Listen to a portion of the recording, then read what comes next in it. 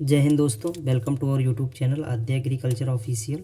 आज हम पढ़ेंगे कल्टीवेशन राइस। जो पढ़ रहे थे उसी का ये पार्ट 3 है। ठीक है, पहली क्लास में हमने धान की इंट्रोडक्शन के बारे में पढ़ा था। उसमें chromosome number, origin place, botanical name, ये सब पढ़े थे। दूसरी क्लास में हमने धान की वैरायटी पढ़ी थी। ठीक है, तीसरी क्लास है हमारी, इसमें हम पैकेज ऑफ प्रैक्टिसेस यानी कि कल्टीवेशन पढ़ेंगे कि इसके लिए क्लाइमेट और सॉइल कैसी होनी चाहिए, और जो है इसके कल्टीवेशन मेथड क्या क्या होते हैं, और सीड रेट कितनी किसमें लगती है, ये सब हम इस क्लास में पढ़ेंगे। ठीक है, क्लास को कंटिन्यू देखते रहिएगा, बहुत ही बेनिफिशियल क्लास होने वाली है, खासकर बीएससी एग्रीकल्चर वाले स्टूडेंट के लिए। ठीक है, बात करते हैं क्लाइमेट एंड सॉइल की। क्लाइमेट एंड सॉइल की, तो क्लाइमेट की बात करें तो इसके लिए क्लाइमेट कैसा होना चाहिए? ट्रॉपिकल क्लाइमेट होना चाहिए। कैसा होना चाहिए? Tropical climate. जलवायु कैसी होनी चाहिए? ट्रॉपिकल जलवायु होनी चाहिए। ठीक है, और यह हॉट एंड ह्यूमिड क्लाइमेट हो। ठीक, हॉट एंड ह्यूमिड क्लाइमेट हो, गर्म और आर्द्र जलवायु इसके लिए होनी चाहिए। ठीक, अब नेक्स्ट बात करते हैं टेम्परेचर कितना होना चाहिए। तो अगर इसके टेम्परेचर के लिए बात हो कि इसकी खेती के लिए टेम्परेचर ऑप्टिमम कितना होना चाहिए, तो इसकी खेती के लिए ऑप्टिमम टेम्परेचर जो है 20 से 35 डिग्री सेल्सियस होना चाहिए। ठीक है, किसी किसी किताब में जो है 20 से 25 डिग्री सेल्सियस मिल जाता है, लेकिन हमारी जो है हैंडबुक ऑफ एग्रीकल्चर उसमें जो है 20 से 25 और 35 डिग्री सेल्सियस जो है माना गया है। ठीक है, ब्लूमिंग के लिए मतलब जब उसमें जो है फूल निकलता है धान में, तो उसके लिए कितना टेम्परेचर होना चाहिए? उसके लिए 26 से 29 डिग्री सेल्सियस टेम्परेचर अच्छा माना जाता है, सबसे बेस्ट जो है रहता है। ठीक है, कितना? 26 से 29 डिग्री सेल्सियस। नेक्स्ट बात करते हैं इसके जो है पकने के टाइम पर कितना टेम्परेचर होना चाहिए। फॉर राइपनिंग, राइपनिंग के लिए कितना टेम्परेचर बेस्ट माना जाता है? तो इसके लिए जो है 20 से 22 डिग्री सेल्सियस जो है टेम्परेचर अच्छा माना जाता है। ठीक, ये हो गई बात टेम्परेचर की। नेक्स्ट बात करते हैं सॉइल की। इसके लिए सॉइल कैसी होनी चाहिए? तो सॉइल इसके लिए जो है क्ले लोम सॉइल होनी चाहिए। कैसी होनी चाहिए?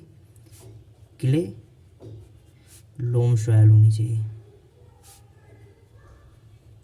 जिसका पीएच जो है, पीएच की बात करें तो 4 से 6 होनी चाहिए। ठीक है, स्लाइटली जो है एसिडिक सॉइल होनी चाहिए। मतलब ये कैसी सॉइल होगी? Slightly acidic soil, acidic soil. ठीक, नेक्स्ट बात करते हैं कल्टीवेशन मेथड की। ठीक है, कल्टीवेशन मेथड यानी कि धान की कल्टीवेशन करने के लिए, खेती करने के लिए कौन कौन सी विधि अपनाई जाती है कल्टीवेशन मेथड की। देखो, धान के कल्टीवेशन के लिए 2 मेथड खासकर अपनाए जाते हैं। किसके बेसिस पर? On the basis of, on the basis of water availability, यानी कि जब पानी के होने के हिसाब से जो है इसे कितने भागों में बांटा गया है? 2 भागों में बांटा गया है।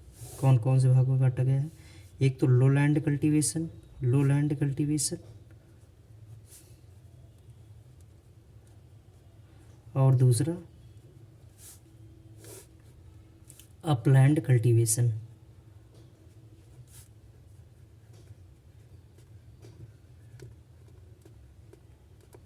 अब लो लैंड कल्टीवेशन में क्या होता है?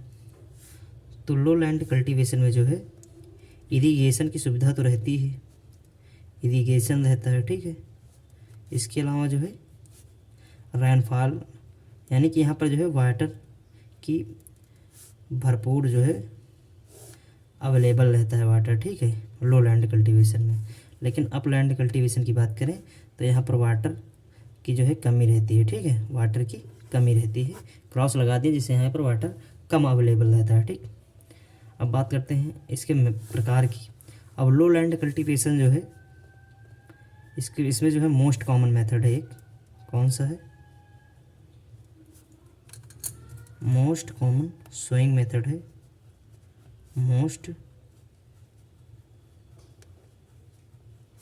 कॉमन सोइंग मेथड कौन सा है? वह है ट्रांसप्लांटिंग मेथड। ठीक है, ट्रांसप्लांटिंग प्लांटिंग मेथड, और एक डायरेक्ट सोइंग अपलैंड के लिए जो है अच्छा मेथड कौन है, तो वह है सीड ड्रिल द्वारा या जो है ब्रॉडकास्टिंग मेथड। सीड ड्रिल द्वारा और जो है ब्रॉडकास्टिंग मेथड यानी छिड़कौआ विधि, ब्रॉडकास्टिंग मेथड। ये दोनों मेथड जो है अपलैंड में ज़्यादा कॉमन है। ठीक है, कौन कौन से, एक सीड ड्रिल मेथड और एक ब्रॉडकास्टिंग मेथड। अब बात करते हैं ट्रांसप्लांटिंग मेथड की। किसकी, ट्रांसप्लांटिंग मेथड की। Transplanting method. अब ट्रांसप्लांटिंग मेथड की बात करें तो इसमें जो है पहले हमें नर्सरी लगानी पड़ेगी। ठीक है, जब ट्रांसप्लांट हम करेंगे मतलब पौधे को एक फील्ड से दूसरे फील्ड में लगाएंगे तो उसके लिए हमें नर्सरी की आवश्यकता पड़ेगी। ठीक है, मान लीजिए ये हमारा खेत है 1 हेक्टेयर। ठीक, कितना है, 1 हेक्टेयर। इसके लिए हमें धान की जो है रोपाई करनी है, तो इसमें जो है हमें कितनी नर्सरी की आवश्यकता होगी, तो जो नर्सरी लगाते हैं वह जितना खेत होता है, मेन फील्ड होता है, उसका 1/10 पार्ट लेते हैं। कितना, 1/10 पार्ट। मान लीजिए अगर हमारा ये 1 हेक्टेयर का जो है ज़मीन है और इसमें हमें नर्सरी लगानी है तो कितना लगाएंगे, तो 1 हेक्टेयर में कितने मीटर स्क्वायर होते हैं, 10,000 मीटर स्क्वायर। ठीक है, अब इसका 10th पार्ट लेंगे तो 10 से भाग कर दीजिए तो कितना आएगा, 1000 मीटर स्क्वायर, यानी कि 1000 मीटर स्क्वायर हमारा आएगा। ठीक है, अगर हमें 1 हेक्टेयर में जो है धान की रोपाई करनी है तो हमें नर्सरी कितनी लेनी चाहिए, वह जो है 1000 मीटर स्क्वायर लेनी चाहिए। ठीक है, यही लिख लीजिए।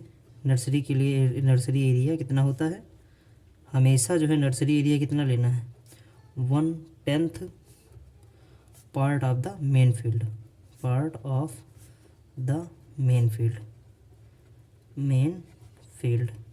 यानी कि जो मेन फील्ड है उसका 1/10वां भाग जो है हमें नर्सरी के लिए इतना एरिया लेना है। ठीक है, इसमें जो है और ट्रांसप्लांटिंग में अलग अलग मेथड आती हैं। कौन कौन सी, जैसे आती है इसमें एक SRI मेथड या SRI मेथड इसे कहते हैं, सिस्टम ऑफ राइस इंटेंसिफिकेशन। ठीक है, SRI मेथड।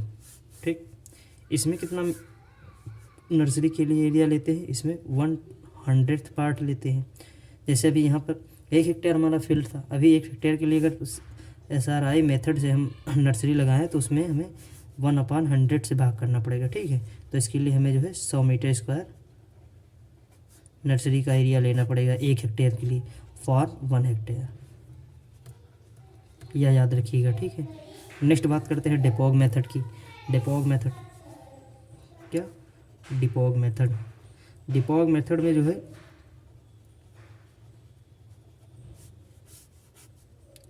60 से 70 मीटर स्क्वायर लेते हैं, जो है एरिया कितना, 60 से 70 मीटर स्क्वायर एरिया लेते हैं। किसके लिए, फॉर 1 हेक्टेयर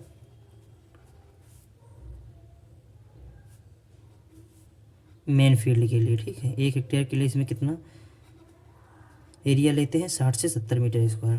ठीक, अब इनकी जो है अलग अलग सीड रेट देख लेते हैं।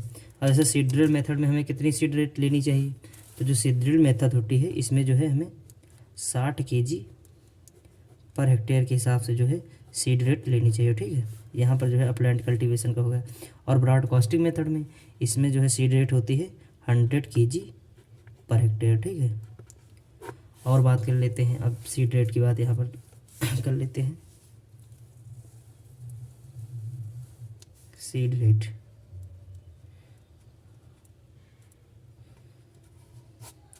अगर बात करें ट्रांसप्लांटिंग मेथड में, ट्रांसप्लांटिंग में, ठीक है, अगर ट्रांसप्लांटिंग हम कर रहे हैं तो अगर सीड बड़े हैं, यानी कि जब बोल्ड सीड हो, जब सीड का साइज़ जो है बड़ा हो, बोल्ड सीड हो, तो यह कितना लेना चाहिए हमें, 40 से 45 kg पर हेक्टेयर के हिसाब से जो है हमें इतनी सीड लेनी चाहिए। ठीक है, अगर सीड वही छोटे हों, स्मॉल सीड हो, तो हमें सीड कितना लेना चाहिए, 30 से 35 kg पर हेक्टेयर। तो अब 1 हेक्टेयर से के लिए 30 से 35 kg हमें सीड लेने की आवश्यकता रहेगी, अगर वही सीड छोटा हो। ठीक है, अगर हाइब्रिड की बात करें, फॉर हाइब्रिड जो हाइब्रिड वैरायटी होती है धान की, उनके लिए कितना सीड लेना चाहिए, तो उनके लिए जो है 15 kg पर हेक्टेयर के हिसाब से जो है सीड रेट रखनी चाहिए। वहीं अगर बात करें बासमती राइस की, बासमती धान जो होता है उसकी सीड रेट कितनी होनी चाहिए, तो बासमती राइस की seed rate 20 kg per hectare होती है। ठीक है, अगर ट्रांसप्लांटिंग मेथड से करेंगे तो फिर 30 से 35 kg भी ले सकते हैं। ठीक है, 30 से 35 kg पर हेक्टेयर। अब यहाँ पर बात कर लेते हैं SRI मेथड में कितनी सीड रेट लेते हैं, इसमें जो है 5 kg पर हेक्टेयर लेते हैं, 5 kg पर हेक्टेयर। और वहीं अगर डेपोग मेथड की बात करें तो यहाँ पर जो है 1.5 से 3 kg पर मीटर स्क्वायर लेते हैं। ठीक है, आई होप कि ये क्लास आपको समझ में आई होगी। अब हिंदी मीडियम वाले छात्र क्या करेंगे, जब हम बोल रहे हैं उसी वक्त वो इंग्लिश में ना लिखकर हिंदी में लिखेंगे तो ज़्यादा उनके लिए सही रहेगा। ठीक है, बाकी मेरा कहना तो यही रहेगा कि आप इंग्लिश में नोट्स बनाएं, ज़्यादा बेनिफिशियल रहेगा। आप हिंदी भी जानें लेकिन इंग्लिश में नोट्स ज़्यादा अच्छा रहता है। ठीक है, अगर आपको वीडियो समझ में आई हो तो प्लीज़ वीडियो को लाइक करें और चैनल को सब्सक्राइब करें। जय हिंद।